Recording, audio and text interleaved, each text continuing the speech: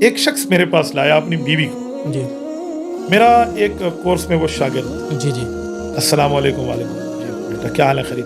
استاد جی آپ کی بہو باہر بیٹھی ہے گاڑی میں, جی میں اسے گھر بھجوا دوں؟ ذرا آپ نے اسے 2 باتیں سمجھانی ہیں. جی میں نے اس کے چہرے کو پڑھا تو فیس ریڈنگ میں سمجھ گیا کہ معاملہ کچھ سرخ بتی چل رہی ہے. جی میں نے کہا بیٹا آپ بھیجو. میں نے اہلیہ کو کال کی, وہ گھر چلی گئی اور یہ میرے ساتھ بیٹھے ہیں. میں اتنے میں ایک سبق پڑھا کے جب فارغ ہوا میں نے کہا سنائیں کیا حال ہے بیٹا, سناؤ. تو استاد جی ذرا میری بیوی کو جا کر بتائیں کہ میاں کے حقوق کیا ہے, میاں کیا ہے, میاں کے معاملات کیا. میں تو اس کے ساتھ بہت اچھا ہوں, یہ ہوں وہ. اپنی اس نے صفائی دی, یعنی اپنے سلسلے میں وہ بن گیا وکیل اور اس کے سلسلے میں بن گیا جج. جج.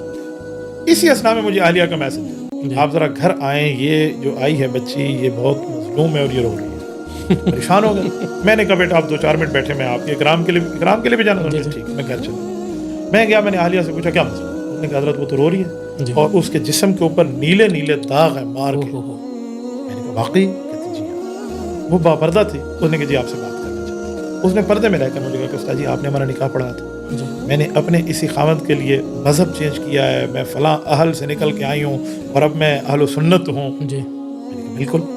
تو کہتی ہے استاد جی اگر پردہ حائل نہ ہوتا نا اسلام کا درمیان تو میں آپ کو کپڑے اٹھا کے دکھاتی کہ اس نے مجھے بجلی کے تاروں سے مارا ہے. استغفر اللہ. میں نے پوچھا بیٹا ریزن, وجہ؟ انہوں نے کہا ریزن یہ ہے کہ میں نے صبح ان کے ابو جی کے بوٹ پالش نہیں کیے تھے جب وہ آفس جا رہے تھے.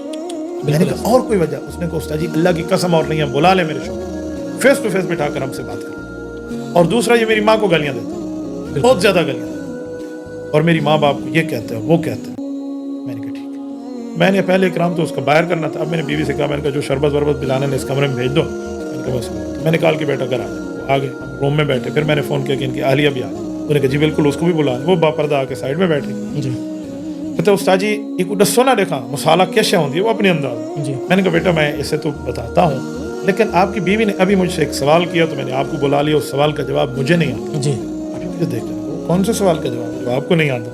میں نے کہا مجھے سوال ہے, اس نے مجھ سے پوچھا کہ میرے میاں سے کہتے ہیں بیوی کے حقوق کتنے ہیں, ذرا کوئی 5 6 7 8 کوئی حقوق میرا میاں تو گنوا دے. خاوند کے حقوق تو مفتی صاحب مجھے سمجھا. اب میاں کہہ لیں گے میاں کے حقوق, بیوی کے حقوق, وہ جو حقوق. میں نے کہا بیٹا آپ 2 4 5 10 اسے سنا دیں تاکہ اس کی تسلی ہو جائے. حضرت وہ تو حق نہیں بتا سکا, خاموش. میں نے کہا تو نے بیوی کو بیوی والے حقوق دیے ہیں کہ اس سے خاوند والے حقوق کا مطالبہ کر.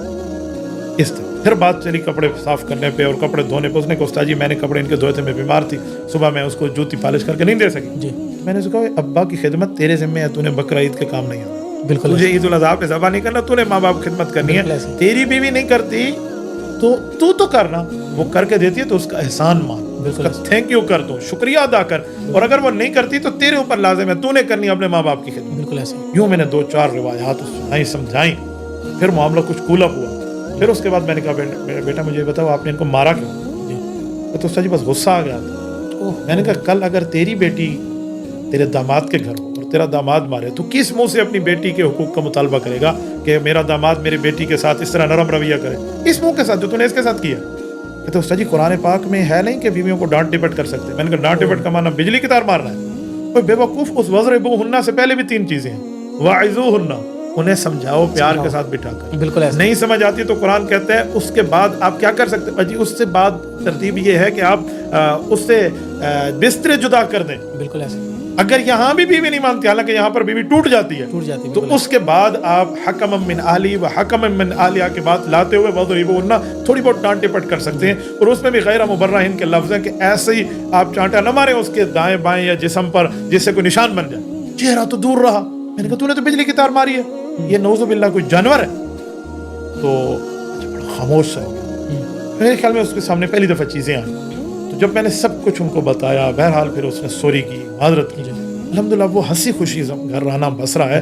لیکن میری بات کا مطلب ہے کہ آپ کی بیوی کے ساتھ آپ یہ کام کریں اور اس پہ وہ ذمہ داریاں ڈال لیں جو ذمہ داریاں آپ کی تھیں, پھر بھی وہ کر لے تو اس کا احسان, اور نہ کریں تو اس کو مجبور نہ کریں. یہ جوائنٹ فیملی سسٹم کا ایک بدترین المیہ ہے جس کو ہمیں ختم کرنا چاہیے. جی